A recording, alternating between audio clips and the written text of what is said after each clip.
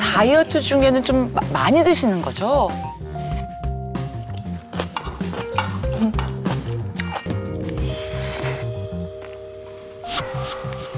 맛있게는 보이는데 좀 걱정도 되고. 빠르네요. 와, 벌써 다 먹었네.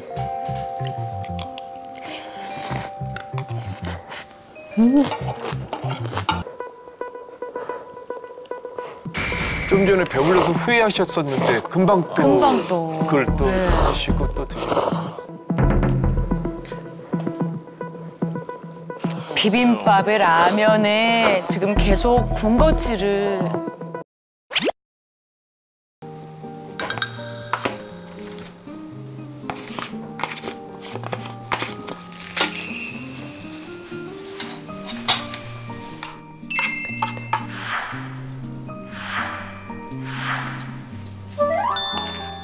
양이 조금 많아 보이는 듯 하긴 한데 제가 한식을 좋아하다 보니까는 비빔밥을 한 일주일에 3번 정도는 먹어요.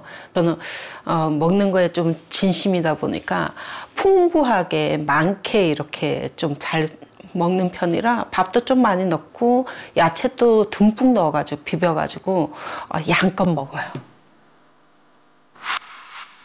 다이어트 중에는 좀 많이 드시는 거죠?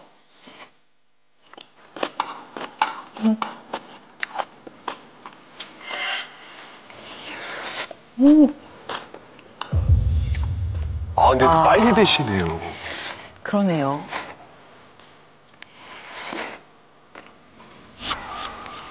맛있게는 보이는데 좀 걱정도 되고. 빠르네요. 와, 벌써 다 먹었네.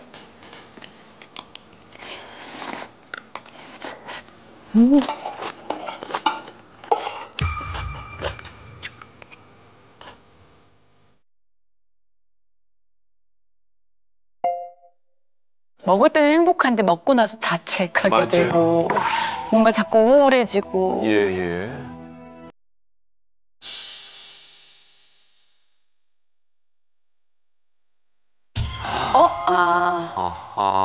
출산 출산이에요. 이후에.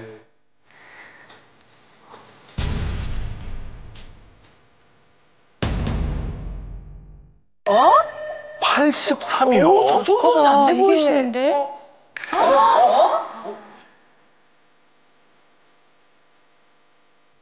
특히 복부에 살이 많이 찌신 건가 봐요. 계속 신경을 쓰시는.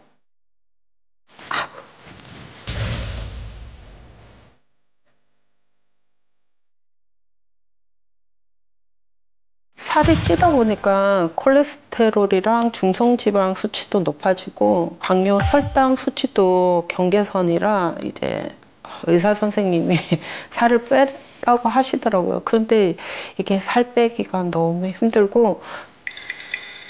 뭘 찾고 계실까요? 뭐 약을 드시. 약이 아니라. 저런 걸 쌓아놓으면 안 돼.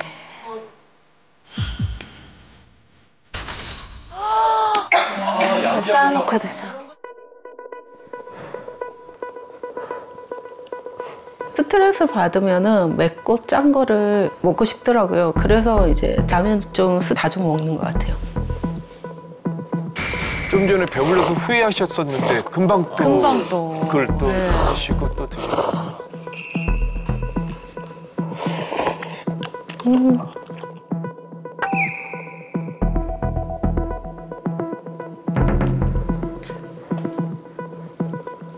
비빔밥에 라면에 지금 계속 군것질을. 근데 탄수화물이야, 다 탄수화물. 또 뭘 드시려고 그러세요? 멈추질 못하시네.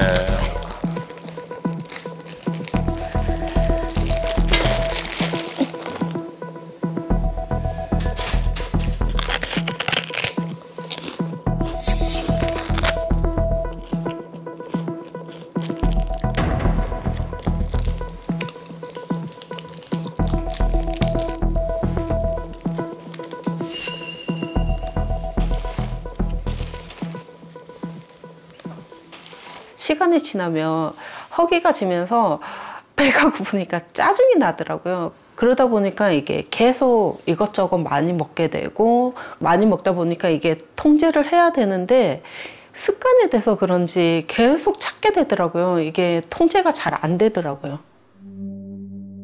저희 다 공감하는 그런 문제이긴 한데 예. 너무 공감해요. 너무 공감해. 100% 공감합니다.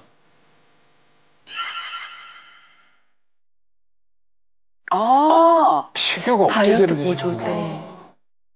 딕톡스랑 홈푸드 다이어트도 해봤는데 이게 잘 안 되더라고요. 요요도 계속 오고 그러다 보니까 이제 병원에서 또 식욕제제 처방받고 그리고 지나가다가 이제 약국에서 또 보고 뭐 괜찮네 하면은 하나하나 이렇게 사다 보니까는 양이 이만큼 늘어났어요.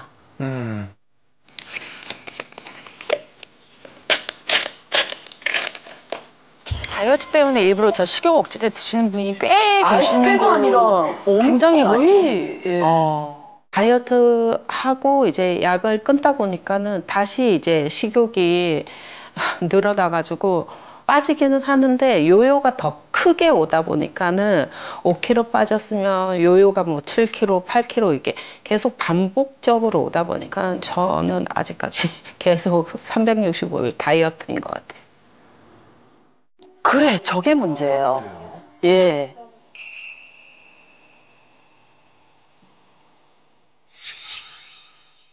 이 악순환을 어떻게든 끊어야 될 텐데. 악순환이 되네요. 악순환. 아무리 다이어트를 해도 빠지지 않는 살과 또 비만 합병증으로 혈관 질환까지 생겼다고 하니 상심이 굉장히 커 보이시는데 보는 내내 정말 안타까웠습니다. 예. 저도 너무 이제 공감이 됐는데요. 살을 빼도 다이어트를 중단하면은 더 빨리, 더 많이 살이 찌는 요요가 찾아오더라고요. 그래서 요요 때문에 다이어트를 포기했던 적이 저도 한두 번은 아니었거든요. 왜냐면 이게 자꾸 참으려고 하다 보니까 그냥 너무 누르고 있다가 소위 입이 터지는 거죠. 이게 이제 폭발적으로. 네. 그래서 이제 참아서 그런지 오히려 이게 한 번 다시 이제 고삐가 풀리기 시작하면 요요가 왔을 때 더 악효과가 나더라고요. 요요를 되게 많이 겪는 분들이 항상 좌절감을 크게 겪는 것도 맞지만 무엇보다 건강을 잃는 거, 건강이 악화되는 게 굉장히 문제거든요. 맞아요. 더 악화되는 것 같아요. 맞습니다. 다들 아시다시피 다이어트의 가장 큰 복병은 바로 이 요요 현상입니다. 예. 요요. 자, 실제로 이 다이어트를 한 사람 가운데 약 50%가 원래 체중대로 원상 복귀되거나 아니면 그 이상으로 오히려 더 늘어나는 것으로 알려져 있으며 특히 이 중 30%는 단 1개월 내에 이 요요 현상이 찾아온 것으로 나타나 있습니다. 왜 이렇게 빨라요? 예. 빠르다니까. 그렇죠. 이 말은 곧 거의 모든 다이어트는 요요 현상을 겪고 결국은 실패로 끝이 난다는 의미죠. 자, 더욱이 이 요요 현상이 반복될수록 살이 찌기 쉬운 체질로 바뀔 뿐만 아니라 심지어는 이 사망 위험까지 커지는데 자, 실제 연구에서 비만인 사람을 대상으로 추적 관찰한 결과 이 체중의 변동이 심할수록 심근경색 발병 위험은 117%. 2배네요. 그렇죠. 뇌졸중은 136%, 와. 그리고 사망 위험은 124% 증가한 것으로 나타났습니다. 와. 건강 위기인께서는 넘치는 식욕을 참지 못하고 사실은 상당한 양이라고 할 수 있는 것도 드시고 맞아요. 또 뻥튀기에 라면에 뭐 사탕에 군것질 이런 거를 쉬지 않고 끊임없이 먹는 게 가장 큰 문제가 아닐까 하는 생각도 드는데 맞습니까? 네, 그렇습니다. 이 건강 위기인처럼 매번 다이어트에 실패하면서 이 비만의 늪에서 빠져나오지 못하는 이유, 바로 조절되지 못하는 식욕, 즉 식탐에 있습니다. 그중에서도 특히 이제 참을 수 없는 게 바로 탄수화물이에요. 흰 쌀밥, 보신 것처럼 뭐 짭짤한 라면, 또 매콤한 떡볶이, 또 과자, 빵 이렇게 대부분 이런 단순당 형태의 정제 탄수화물들이 많은데요. 이런 정제 탄수화물들을 많이 섭취하게 되면 일단 혈당이 가파르게 상승을 하게 되고 이것을 조절하기 위해서 우리 몸에서는 인슐린이 빠르게 분비가 됩니다. 그런데 인슐린의 또 과다 분비는 다시 이제 혈당을 급속도로 떨어뜨려서 저혈당 증상을 나타나게 하고 이게 어지럼증을 나타나게 해요. 그러면 또다시 우리 몸은 빠르게 혈당을 올릴 수 있는 정제 탄수화물을 또다시 찾게 하는 이런 이제 악순환이 되는 거죠.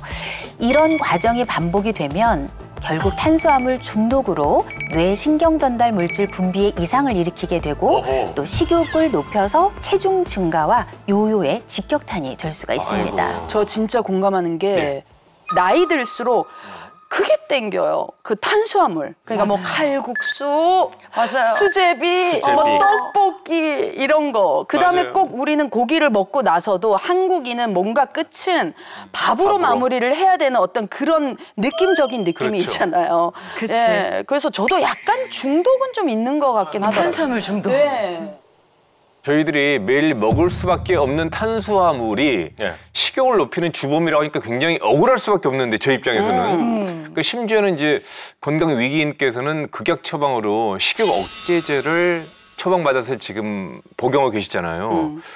아, 이게 주변에 아까 저도 얘기 좀 많거든요. 이렇게 복용하시는 여성분들이. 생각보다 정말 많아요. 맞아요. 요즘은 남성분들도 많아요. 아, 그래요? 네. 이거 어떻습니까?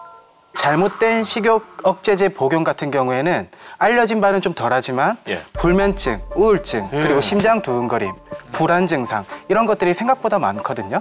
그래서 심하게 될 경우에는 환각이라든지 그리고 각성 상태, 심지어는 약물 중독 이런 정신적인 문제까지 발생할 수가 있기 때문에 굉장히 조심하셔야 되고 또 문제는 종류에 따라서 월에 50만 원 가량 그런 고가에 해당되는 약제들도 있기 때문에 단기간에 끝낼 다이어트가 아니라면 이것 또한 굉장히 부담이 될 수 있습니다. 그래서 만약에 약물 치료를 하게 될 경우에는 전문가와 충분한 상담 이후에 정확한 진단을 하고 선택하는 것으로 권고하고 있습니다. 맞아요.